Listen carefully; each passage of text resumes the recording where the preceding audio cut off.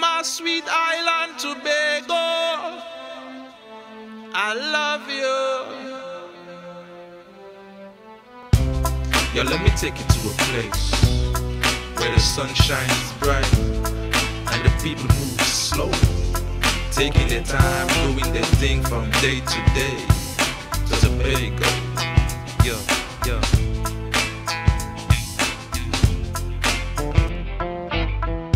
This morning we are going to do a site visit of the estate that we know as Back Bay, and we're looking at it because this is the venue that is designated for the new Marriott hotel.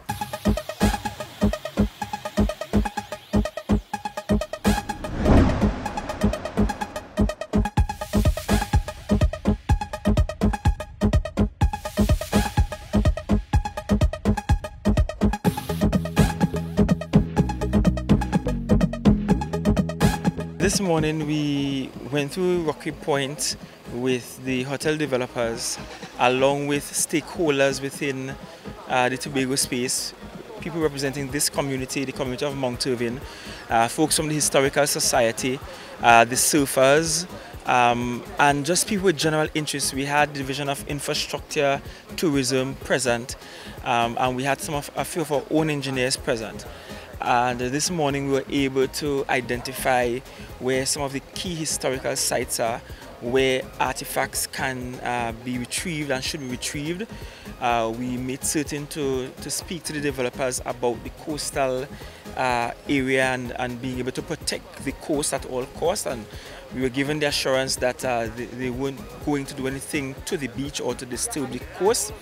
But we did point out where there is a need for some coastal protection implements along the estate to allow for the safeguarding of the property and the land. The development is subject to change depending on tweaking, but it's essential. The essential components is a 200 room hotel, Marriott International hotel, and with some bungalows, about 13 to 15 bungalows as an extension of the hotel, together with a villa development and a townhouse development that will all be part of the resort.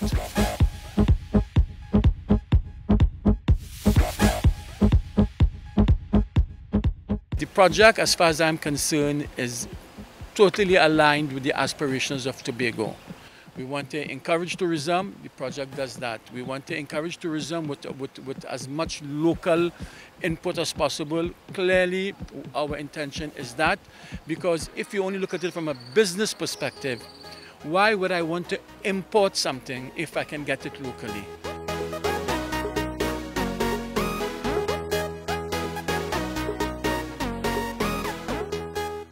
The major and most important archaeological find on the headland is an old Corlander fort.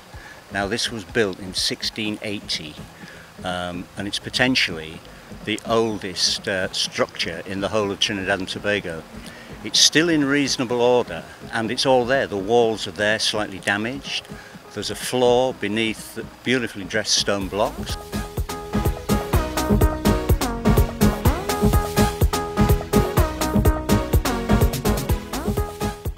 I was actually blown away by the beauty that we found, because certainly we know about the Fort James, the Fort King George, we know about the Fort Milford, but there are so many other forts that exist in Tobago, and it's just simply being able to figure out where they are and to be able to now determine how we can preserve them for our generations to now continue to enjoy them. Tobago is in need of some sort of foreign development. The area is unused, and there are many opportunities that would be presented. Along with tourism, there would be local content. The investors have promised to train locals to create a stock. The executive wanted to ensure that we protect the interests of Tobagonians and that all the concerns of the stakeholders are heard this early on, even before the final designs are done. They came with just a mock-up of what they envision, but there will have to be some replacement of some of the buildings and shifting things around to suit the lay of the land.